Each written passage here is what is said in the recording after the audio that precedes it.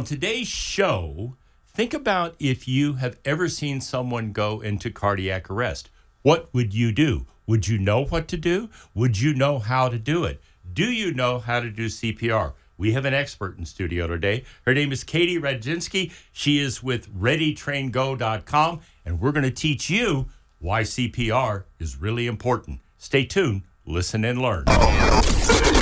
And now, America's healthcare advocate, Cary Hall. Hello, America. Welcome to America's Healthcare Advocate Show, broadcasting coast to coast across the USA here on the HIA Radio Network. My producers today, Mr. Garner County behind the boards, making all of this work on the Cumulus stations across the country. Dave Thiessen behind the cameras, the man who posts all these shows up on our YouTube and podcast channels. You know, we have 16 podcast channels now. Just to give you some idea, Spotify, Rumble, SoundCloud, iHeartRadio, the list goes on.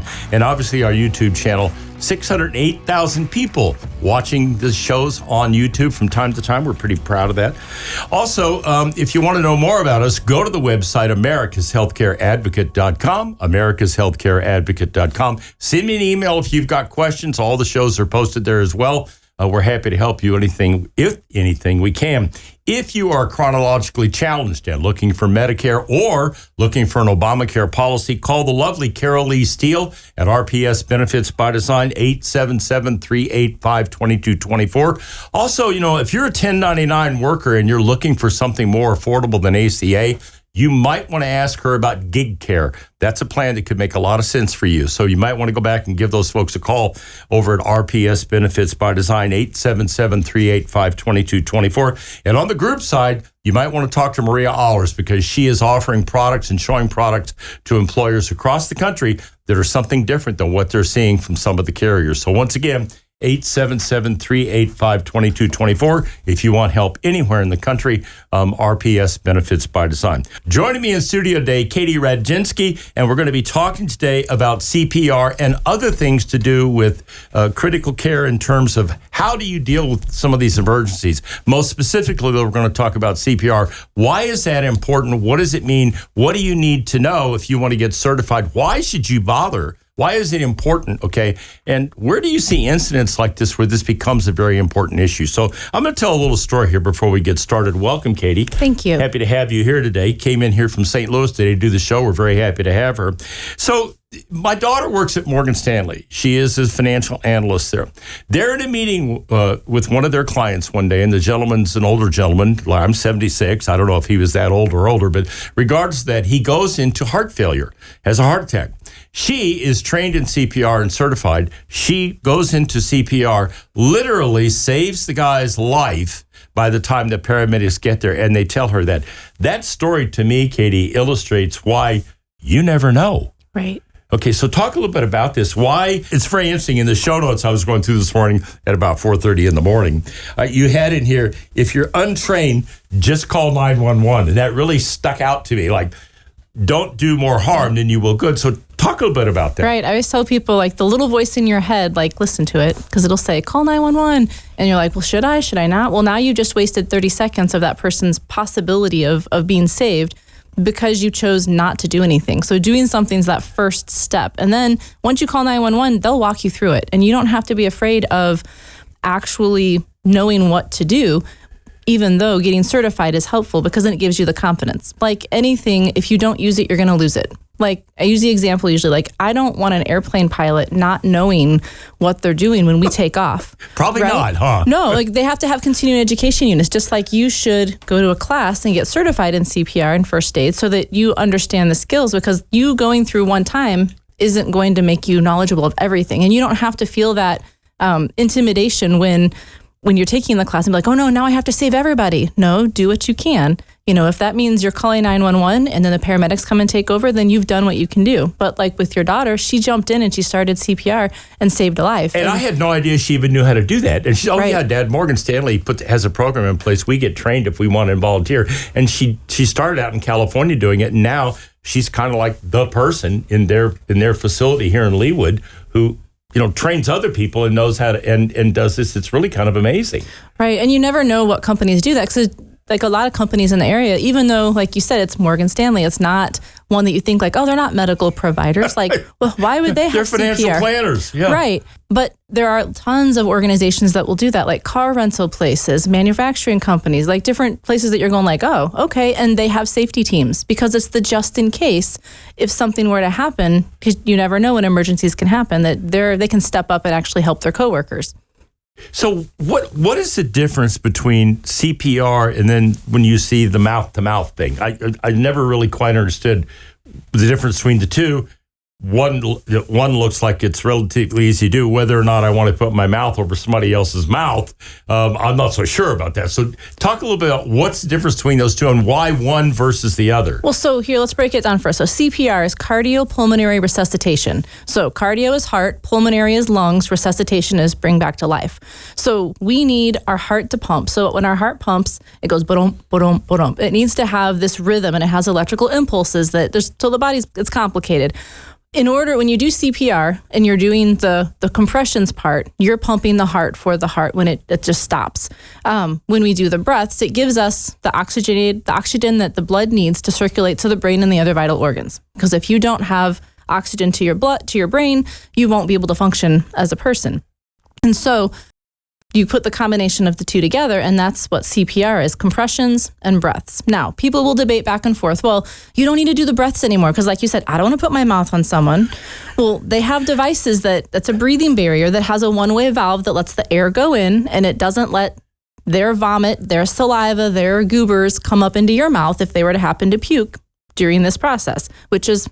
It does happen. Unfortunately, it's a thing that will happen. Yeah. But the thing is, that's an okay thing. But on the flip side is like people still need the oxygen. But if you can't do anything, do compressions, because that gets the heart reminding itself to go, hey, I have to actually pump. We got to work, because if I don't pump, again, my blood's not going to get to the brain and the other vital organs. So it's a both. If you don't know what to do, you could just start compressions and then do it at a beat of 100 to 120 beats per minute. So like think another one bites the dust if you're in a morbid feeling, or staying alive, or like okay, so I could do staying alive. Baby shark. That I can do.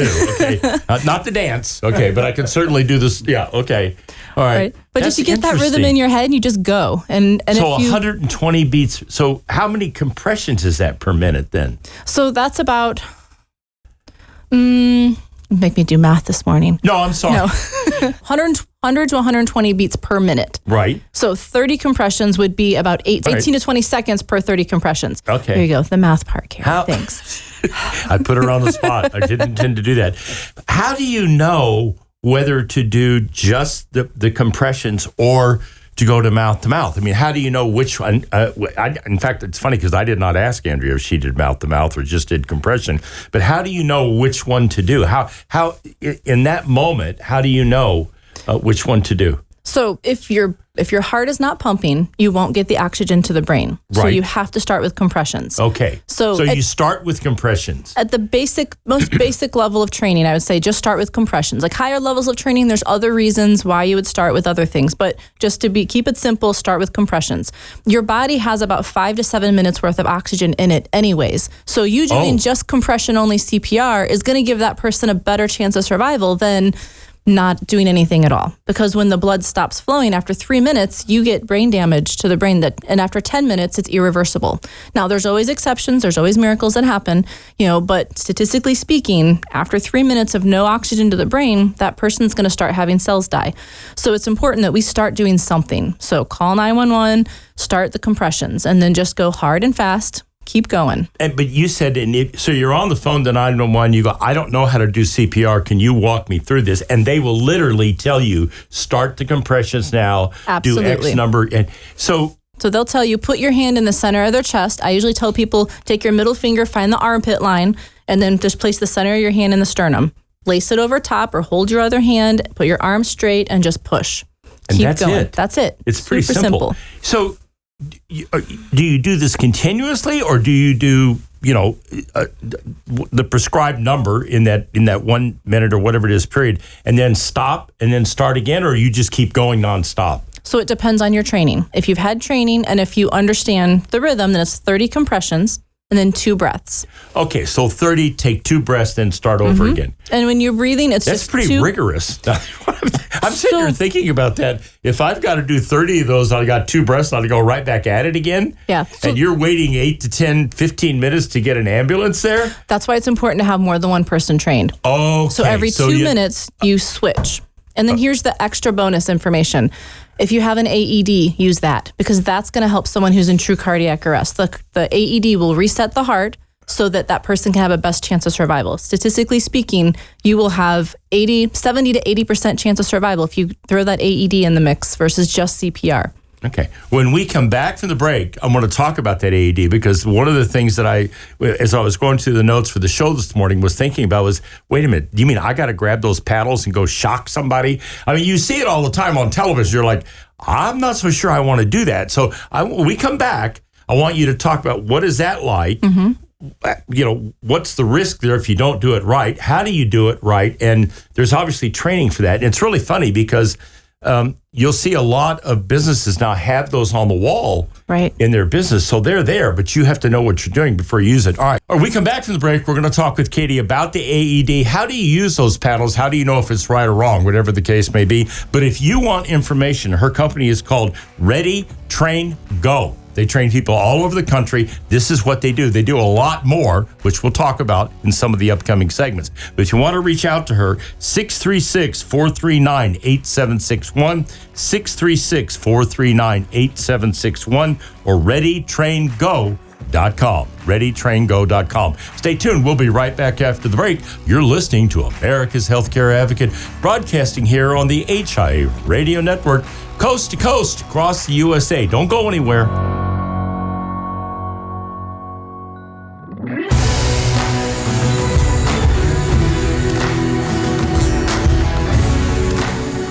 Welcome back. You're listening to America's Healthcare Advocate, broadcasting coast to coast across the USA here on the HIA Radio Network. You can find out more about us by going to the website, americashealthcareadvocate.com. All the shows are up on the podcast platforms and on our YouTube platform. In the studio with me, Katie Radginski. She is the founder of Ready, Train, Go. And what are we talking about? We're talking about CPR. And in this segment, we're going to talk about AEDs. So those of you watching this, obviously you're going to be able to see this. Those of you listening to us on the radio, the podcast can't see it. Sitting in front of me is a lime green AED automatic. Explain this thing, will you? Because it looks very sophisticated and complicated to me. So it's the shock machine. That's what people they call it, and they're scared of it. But I don't want you to be scared of it, because it's only going to as long as you don't use it on me, Katie, I'm good. I can't. So that's the beauty of it. I can't. So the AED is actually only going to read 2 different types of rhythms. So ventricular fibrillation, ventricular tachycardia. So that's fancy for the heart spazzes out in 2 special rhythms. One is where the heart kind of goes into, like I said, spastic mode, where it just kind of like that kind of a rhythm for those who are just listening. And then the other one, it's just going from top to bottom. Electrical impulse is going up and down, and it's not actually hitting where it needs to hit in the heart. Okay. So when you have the electrical impulse, it goes ba-dum, ba-dum, ba-dum. When it gets out of whack, it goes in those 2 weird rhythms where the blood can't circulate to the brain and the other vital organs. Okay. The AED comes along and it shocks the heart. It stops it. And then the heart will spontaneously restart. It's not actually giving you a jump start like jumper cables. Okay, because that's what I always thought it did. Nope, it's stopping the heart. Now, if we had a victim that we put the AED on and it said, okay, we have a shockable rhythm, then it will say, we'll administer the shock. Now, if you touch the victim who had the pads on it while I press the shock button, then yes, you die too. But you can't do that unless someone here is in cardiac arrest. Now, if the person's in what's called a systole, where we're going, like on the movies, you see them going, oh, quick, they're there. Flatline. Okay. That's not real, because this AED will not read. That's not a shockable rhythm. You can't stop something that's already stopped. Okay. And so that's why it's super important that you understand, like, you can't make things worse. And excuse me, like, they're already dead. So I can't make them more dead by stopping the heart to make the heart not stop anymore. And that won't bring them back. Not if they're flatlined, no. Correct. Right. So then now we're back to compressions and mouth to mouth. Correct. So the heart, now our CPR. That's a remarkable clarification, because I always thought, you watch the television shows, guys, they show the flatline, that's the first thing they show. Right. That's baloney. It is. And so it's like glorified stuff of like, now with medical intervention with other methodology, yes, you can bring someone back from what they call a systole. Not always, but it's just sometimes, just not with this machine. So this one, again, it's foolproof. The person goes down, you're cutting the steps, basically. You turn it on. Hardest part of the whole thing is turn it on. It will start talking. It will beep. It will say in a very commanding voice, like, stand clear. It'll say, remove patient's clothing. So you remove the clothes with scissors. So like this has scissors in it. These will cut through a penny. Like they're that strong. It will cut through the shirt. You cut through, if it's a woman, you cut down their bra, because if it has an underwire in it, you don't want to have electrical burns on that person. Lord. So cut straight down. The person will get new clothes. It'll be okay. Like, people, I don't want to ruin this expensive shirt. No, like cut it off. And then you're placing the pads, one on the top right between the collarbone and the nipple line. So top upper right, and then lower part of the sternum below the armpit, about 2 inches. Avoid the breast tissue. So it's not on, like they show on on television, you guys, you watch, they're putting them right here on the chest. That's not how you do it. No, not for this type of a machine. Right. So it's top upper right, lower left, because it wants the electrical impulse to go through that heart. Now, if you have a child, and you'll see pictures on the AED, they actually have pictures on the actual pads where it's here and here. Now, the Zoll brand, they have a responsive feedback device. Some people call it a brick. It's just an extra pad that goes in the middle. This tells you where your hand goes. And then it also sometimes will speed you up or slow you down on your compressions. So you put the pads on, it says, stand clear, analyzing. If it says shock advised, then you'll press the shock button and it will light up. It'll go, you'll press the shock button, person will get shocked, and then either they'll come back to life or they won't. If they don't come back to life, then our job is to do the CPR where we're going, okay, heart, remember, you're supposed to beat, you're supposed to go. So this is a big green box. What's inside of there? The pads? No, the pads are right here. Just the what do those pads look like? Because that's not what I envision. So the pads, think about when you go to the hospital and you get your heart read, like the EEGs, the EKGs. Yeah. They're giant sticker pads, maybe like 2 or 3 inches. Right. And they're super sticky. So they'll go on top. And then people will ask, well, what happens if they have chest hair? Well, if you cut down the clothes and you bare the chest and it looks like Chewbacca, then you probably need to take the razor that's in here, because there's a razor on the side. there's a razor in there. And then you do a quick shave job. It's not going to be pretty. Don't worry about razor burn. Just kind of shave it real quick and then stick it on. Wow. And you just go from there. So like here and here, press the shock button. After you start the CPR, let's say that it doesn't work, they don't come back, start CPR. After 2 minutes, the AED will reanalyze it again, because it'll say, okay, did the heart catch on to this rhythm it's supposed to be doing? How does it do that? Do you attach, it reads what's actually going in the body through those pads? It does. There's electrical, wires inside the pads. Got it. So it's like stickiness, pads, wires, goes into here. And then the magicalness happens. I don't know the technical electricity part of it, whatever. but like it happens. Also, this button here, that if the person needs, if it's a person who is 55 pounds and morbidly heavier, obese. No, 55 pounds. Oh, 55 pounds. Not kilograms, but 55 pounds. So like 8 years or older, then they would need to have pads. Okay.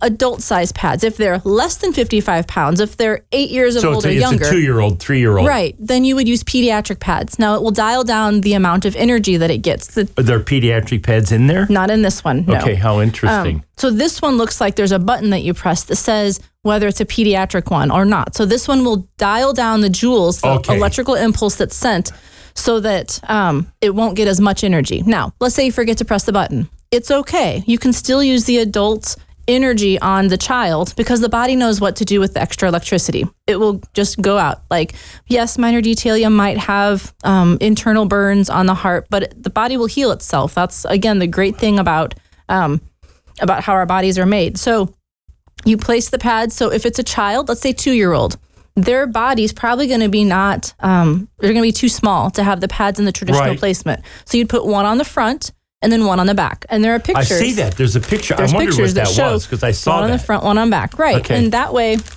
it goes through the heart in that specific way. So same with an infant. You can use these on infants as well.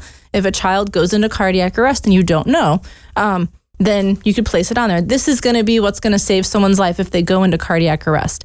And really, you can't mess it up. Like I said, the one thing is you turn it on and listen to the instructions, and that And it tells you what to do. Absolutely. So that is absolutely so it's not, again, we're going back to what we see on television, guys. It's not the two pads on the wall and you grab them and you put the two pads on them because they're quote unquote flatlining. If they flatline, you're not even using this. Okay. Right. Well, and we're not in a hospital setting either. In a hospital setting, they have the paddles. So those paddles exist, but they look in different shapes and sizes, and they actually have a dial on them that tells you what joules or what weight the person is. So the doctors and the nurses and the techs can actually figure out how much energy that person needs. This is just general for anybody to be able to use. And so it's like... So when you train people on CPR, do you automatically train them on how to use the AEDs? I do, yes, because it's super important. Yeah, obviously. I mean, that's intimidating to look at that thing and not... Now, once you've explained it, that makes it sound like it's not all that difficult to do. And then your point, you push the button on the box, and the box tells you what to do. Right. So it's going to tell you, open the case, get the pads out, put the pads on, yada, yada, yada. Do all of that. Okay. How interesting. So I challenge our listeners today that when they go to the store the next time, go look for the AED. Just look at it. It's not that scary. I mean, it's got two buttons, on and shock, and then it has the pads. So look, and you'll be surprised at how many you actually see in your area. It's remarkable. You don't know what you don't know, all right? And this is great to have Katie in here today. I had no idea about any of this, all right? So to me, this is fascinating. It's great education. It's a great opportunity. If you've got a business or whatever the case may be and you don't have this in place, this is probably something you should think about. You might want to give her a call, 636-439-8761, 636-439-8761. ReadyTrainGo.com is the website, ReadyTrainGo.com. She can help you anywhere in the country. Lady knows what she's talking about. Stay tuned. We'll be right back after the break. You're listening to America's Healthcare Advocate, broadcasting here on the HIA Radio Network. Once again, that website, you want to learn more about what Katie does, ReadyTrainGo.com.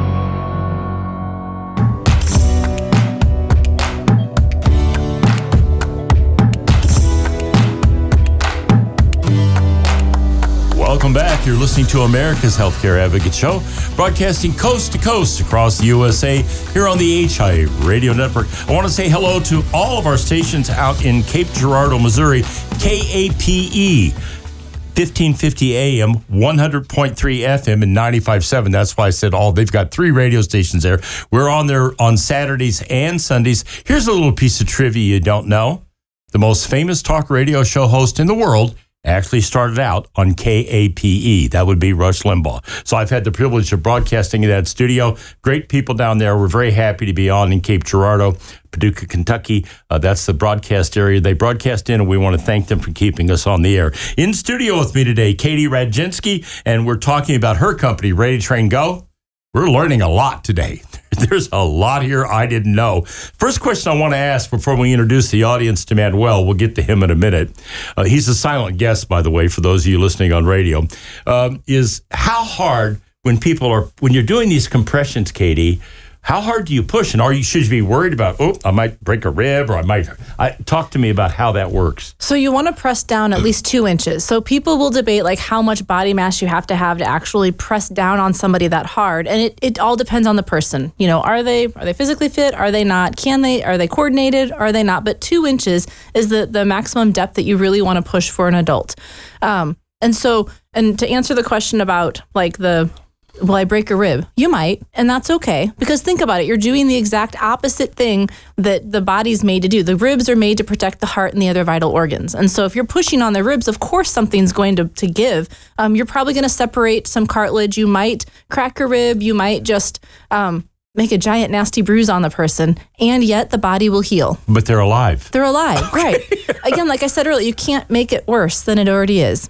If they're dead, you helping them to have their heart pump the blood to the brain and the other vital organs, it can't do anything that's worse. So I'm going to guess that if you've got somebody that's a 250-pound, 300-pound male, and you're trying to do this, you're going to be pushing a lot harder than you are with a 124-pound woman.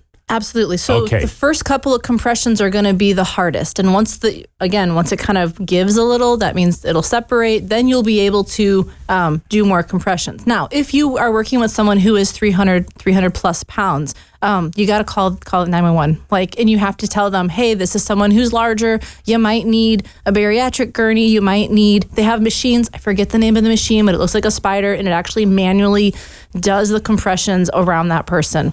Holy cow. Right. It's kind of scary looking because it's intense. It's like they hook the person up. It looks like spider fingers that go around the chest, and it just dump, and it just keeps going. So that helps the paramedics whenever they come, especially if it's someone of larger stature, because they're not going to be able to sustain that. Like I said, every 2 minutes you should be switching out. Otherwise, you're going to be basically doing sloppy CPR and not helping that person have a chance of survival.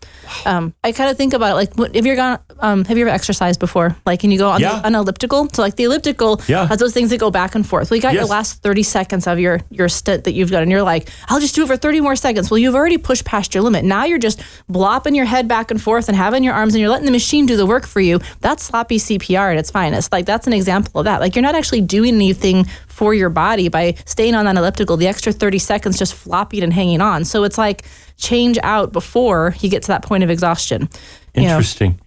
All right, let's introduce Manuel. He's sitting over here. For those of you that are listening on radio, you can't see Manuel, but he has a mustache. And what is Manuel's function, Katie? So today he's my advertising director. He's coming here just to market with me. But in all seriousness, though, he's an example of one of the mannequins that we use. He is a CPR mannequin. So he has a chest, he has a torso. This mannequin today has a mustache on just for grins. When we teach classes, we don't put mustaches on because you have to sanitize the faces, and that would be gross to have to wash a mustache. All right. But with him, this is how we teach people how to do the compressions and the CPR. So he's got a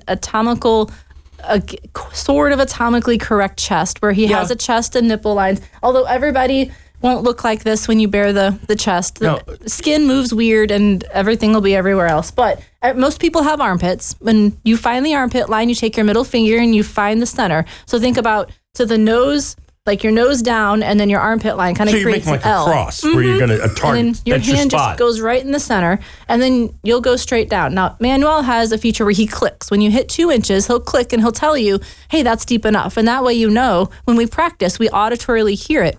Some versions of mannequins will have lights that light up. I have a different version. I call her Annie. So she's a QCPR mannequin where she has a cord that comes out of her and tells you how fast you're going, what your depth is, and then if your breaths actually went in. So when we do the breaths on the mannequin, we pinch the nose. Depends on the breathing barrier. I'm getting way into more that's stuff. fine. But when you have a certain type of breathing barrier, you have to pinch the nose. Otherwise, the air will come out the nose when you breathe into their mouth. But with him, you can pinch the nose and tilt the head back. His mouth opens up, and the chest will actually expand. So you'll see the chest expanding on the mannequin, and that's Manuel's function, for that. With the other mannequins that I have, it'll tell you, did the breaths, were they efficient enough? Did you exhale enough to make the chest rise so that you get oxygen in the system or not? And then that way it gives the students real-time feedback so that when they're practicing, they know if they're doing CPR good or not. That's remarkable. So to me, when I'm looking at this and listening to you, it's one thing to hear how to do this. It's something else to actually be able to do it on this mannequin. And I'm assuming the mannequin, you're going to know, the mannequin's going to tell you you're not doing this right or you're doing it right. Right. So while you're doing it, you're learning how to do it properly. Do the compressions, take the 2 breaths, come back. If you're going to do the mouth to mouth, then it's hold the nose, do the breathing, then go back and do the compressions. This is a great way to train people.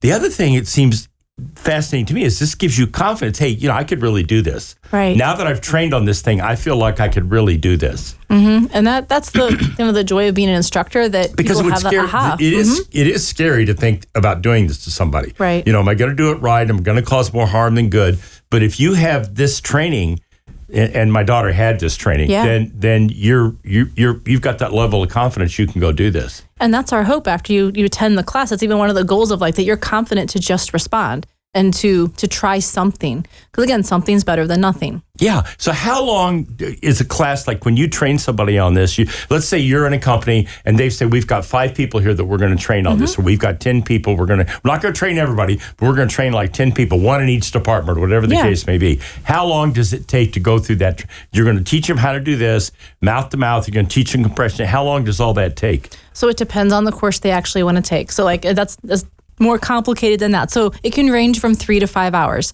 It all just depends on So what it 3 is. hours. So as little as 3 hours if they just want to learn the quick basics of things. So we teach through American Red Cross certification. So people Okay. walk away. That's important to me that like I didn't make any of this up. Like I'm following curriculum. I'm following what the Scientific Advisory Board says of saying, hey, this is the standard. This is the quality of care that we give. That way, again, not going rogue and just saying, yeah, we'll try this. Because I have no business doing that, right? So 3 to 5 hours, and that includes adult and child and infant CPR, first aid, and AED. Wow. Okay, so but the basics to if somebody wants to bring you in to train folks in their company, you're looking at a 3-hour program basically for the basic program. I would say closer to 4, just to say Okay. to cover All base, right. so we're not it's misleading. going to take them Yeah. 4 hours out of their workday to do this. If they just show up and do it. Now, we offer it in different formats. So we have it in a blended learning where you do half of it online, so they can do the head knowledge online, and then they come in person. Now, those would be, 2 hours with me. So 2 hours, they do the hands-on portion, because that's the other component. Like, you need to know, you need to physically do it. I can't just click a button on a screen and say, yeah, I'm trained, because I don't want my neurosurgeon doing that. You don't like cardiologist going yes, we'll do open heart surgery with a button of a mouse. That doesn't make sense. And so we have to have that hands-on component to retain the information. And so it can be a 2-part process where they could get 2 hours of training online, and then you come in and bring in Manuel and do the actual training with the mannequin there in the facility.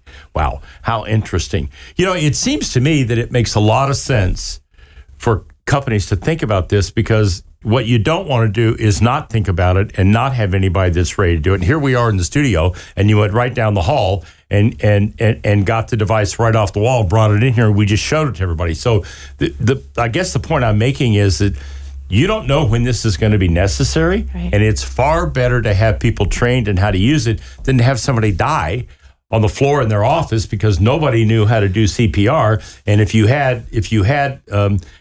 needed the AED device, you wouldn't know how to use it, or you didn't even have an AED device. So you lost what could be, somebody important to your company, your teammate, whatever the case may be, because you didn't bother doing the training. Right. And this could make how often, once you do the initial training, do you come back every year and just make sure everybody's up to speed, or how is that necessary? So it's every 2 years. The certification ends every 2 years. Okay. But if you do the online portion, you can always go back and redo the online portion. Okay. Or the American Red Cross has apps that you can download to refine those skills. Well, there you have it. And I strongly suggest if you own a company or you have a company or whatever, you work at a not-for-profit, whatever it is, you probably should think about doing this. You want to talk to somebody that really knows what they're doing? Katie's that person. You can reach her at 636-439-8761, 636-439-8761, or the website, readytraingo.com. ReadyTrainGo.com. They'll train you anywhere in the country. Happy to do it. She clearly knows what she's doing. Stay tuned. We'll be right back after the break. You're listening to America's Healthcare Advocate, broadcasting here on the HI Radio Network, coast to coast across the USA. Don't go anywhere.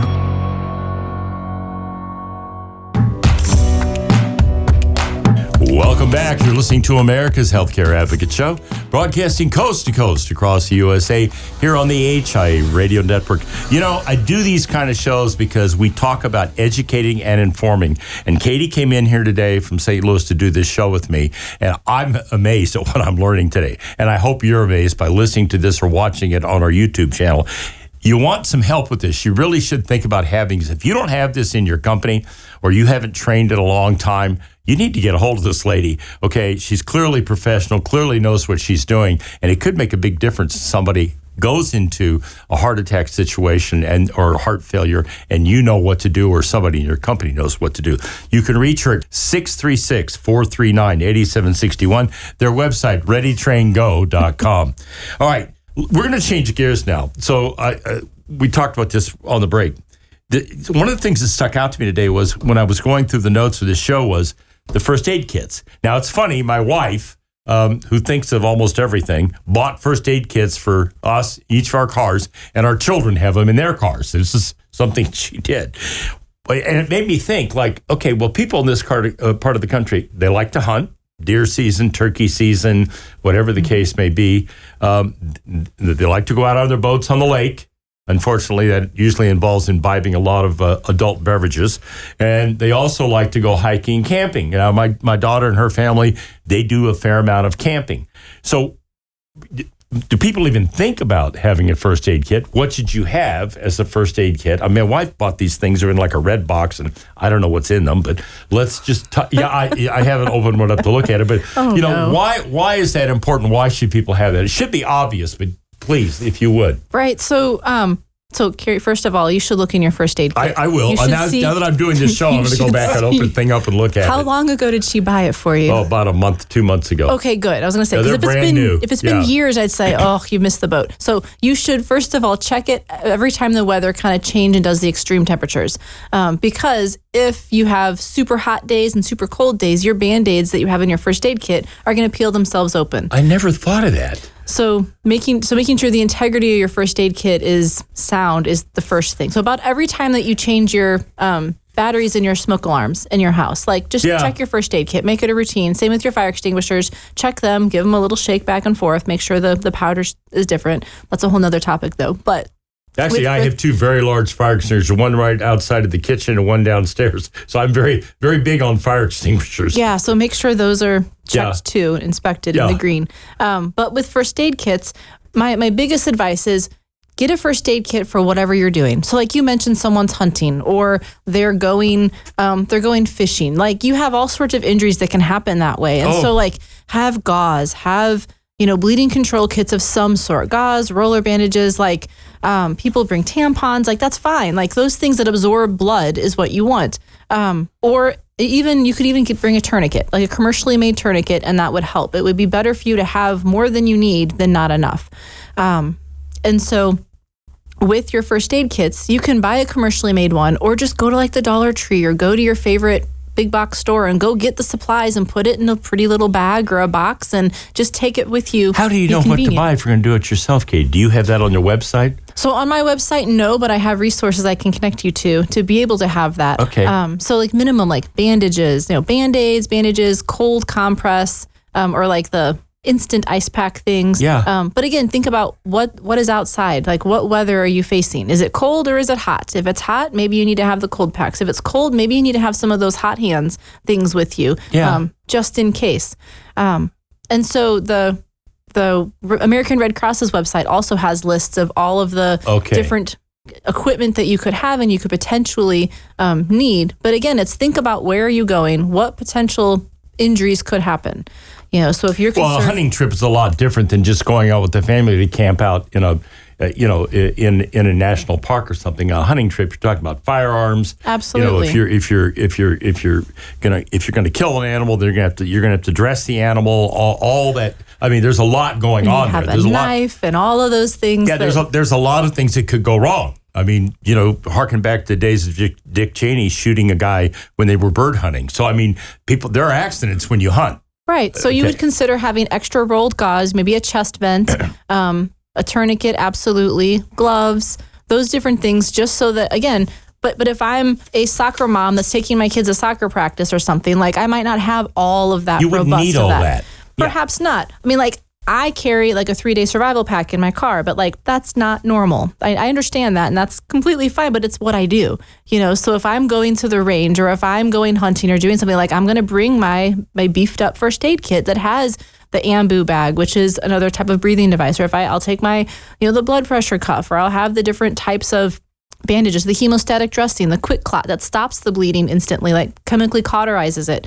So like I'll have those things with me, but the average person maybe doesn't need that. Do you suggest having those in a company? So let's say you run a machine. I think back to some of my days as a broker and some of the places that I went. Like I had one particular facility. It was a meat packing facility down in southern Missouri. Now they had safety equipment everywhere. Absolutely. Because it was a very dangerous job, and there were some horrific injuries that happened at that facility, and I remember them well. But also, like if you just have a simple machine shop, and where there's an opportunity for somebody to get hurt on a machine, you should definitely have some type of first aid kit in that shop. Yeah, so most companies they're regulated by OSHA. And so that's an organization that basically occupational health and safety organization is the That's not exactly what it stands for, but it's similar. Right. But they have these rules and these guidelines. You have to have so many first aid kits for however many people you have and what kind of place that you are. So then they have different codes. So like ANSI is another acronym that's a type of a first aid kit that says you have to have this packed in there. So they have these lists of saying you have to have these things at a minimum when you're running a machine shop. But that's not every business. That's just businesses like a machine shop or whatever the case may be. Other businesses like white collar businesses, et cetera, wouldn't necessarily think of that. But things happen. Right. People get hurt. Things happen. There are accidents, whatever the case may be. So having one of those kits is going to make a lot of sense. It is. Okay. Well, thank you for doing this today. I really appreciate your coming in here. This was one of the most educational shows I think we've ever done.